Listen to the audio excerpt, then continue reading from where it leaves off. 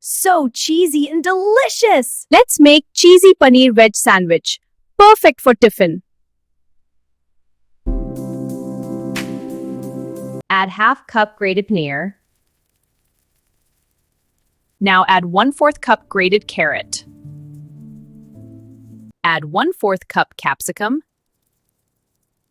Add 1/4 cup onion. Now, let's give it a good mix. Add 2 tablespoons mayonnaise. Add 1/4 teaspoon salt. Add 1/4 teaspoon black pepper. Mix everything well. Spread 1 tablespoon butter on bread. Add the prepared paneer filling.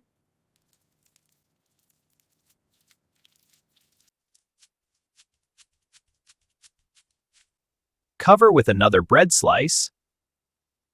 Toast on medium flame for 2 to 3 minutes. It smells so good already. Look at all that butter sizzling.